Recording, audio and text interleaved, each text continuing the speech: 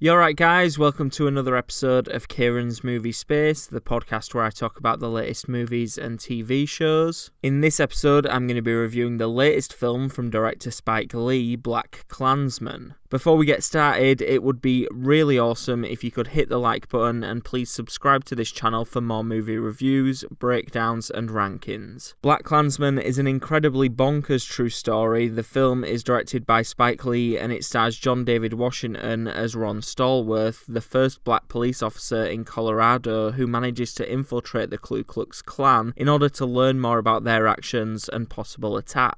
He does this by talking with Klan members over the phone, including Grand Wizard David Duke, and then when it comes to meeting the Klan in person, his partner, played by Adam Driver, he plays the role of Ron Stallworth in person. If you follow me on any kind of social media or anything like that, then you'll know that I've been looking forward to this film for a while now. The trailers were amazing, it's a crazy and intriguing true story, and Spike Lee is a really great director. And I walked out of seeing this movie on Friday night even more impressed than I expected to be, which I honestly didn't think would be possible. I really enjoyed this movie. It's definitely one of the best films I've seen this year, easily in the top 10 at least. And of the Spike Lee films I've seen, which admittedly is not many, this has been one of my favourites. And one of the things that surprised me most about BlacKkKlansman was the way that Spike Lee brought together different tones, because when you read the synopsis for this film, you picture a very serious drama, and for the most part this is a very serious drama, but there's also some really funny moments throughout this film. There's some really scary moments as well, and Spike Lee brings all of those together in a way that feels natural and it feels authentic.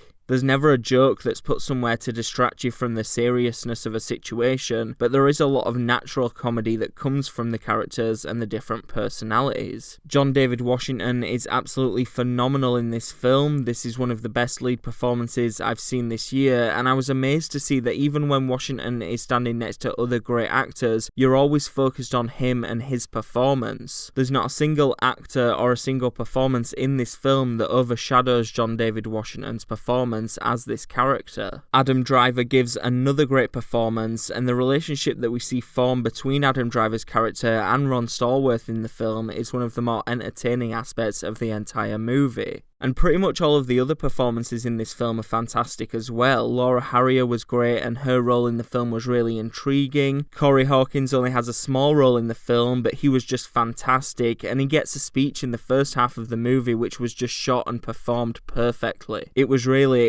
was just a small role in the film, but it was one of the most memorable performances in the entire movie. All of the guys that portray KKK members are really good as well, and you've got to imagine that they weren't really having a very easy time saying some of those lines and playing these really horrific people. And then Topher Grace, who plays Grand Wizard David Duke, gave a really brilliant performance. He was another standout in this film. Most of the stuff we see of Topher Grace's performance and of David Duke in the film is when he's talking to Stallworth on the phone, and it's just horrible to hear the kind of stuff that he's saying, but at the same time it's just hilarious knowing that this black cop is just utterly embarrassing him at the same time. They showed a small clip of the real David Duke at the end of the movie, and I was just really impressed by how well Topher Grace was able to portray that real-life monster. So that was another really good standout of the film, and like I say, all of the actors and all of the performers just did a really good job with this film. Another thing that I really enjoyed and appreciated about BlacKkKlansman is that it didn't hold back in any way. From the first second to the very last moment, which does include a very powerful and a really emotional after-credit sequence, they've made sure to give you an honest portrayal of the times and the situation. It never feels like Spike Lee's trying to paint an unrealistic picture, and I know that Boots Riley recently criticised the film for showing white police officers as the good guys, and to be honest, I'm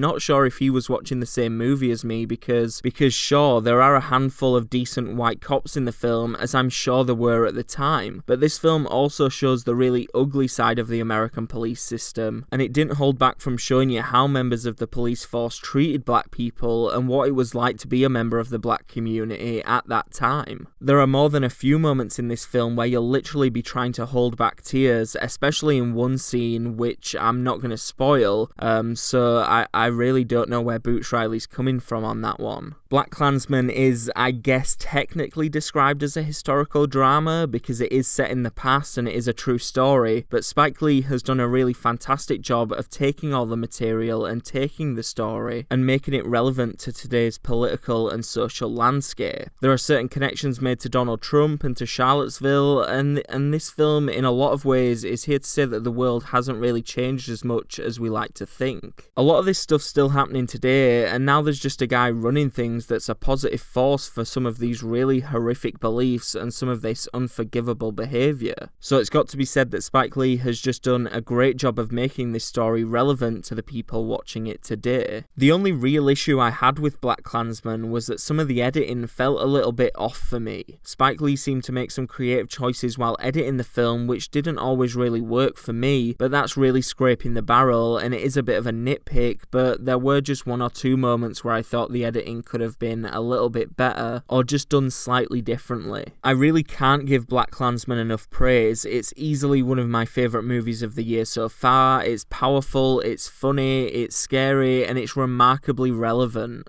When the credits started to roll, the entire audience, just every single person in that theatre, sat there in silence, not making a single sound, and I've honestly never seen a group of people react to a movie in that same way. So yeah, BlacKkKlansman definitely was a memorable experience for me, and because of that, I'm going to give this film the perfect score. It's a 10 out of 10, and I think that is just the second perfect score I've ever given on this podcast. I'll have to go back and I'll have to check, but I think that's just the second one. So that just goes to show how really great this film is. And with that rating comes the end of my review. Please like this episode, hit the share button, and if you're listening on YouTube, I'd really appreciate it if you could hit the subscribe button and let me know what you thought of BlacKkKlansman in the comments section below. Thanks for listening to this review. I'll catch you next time.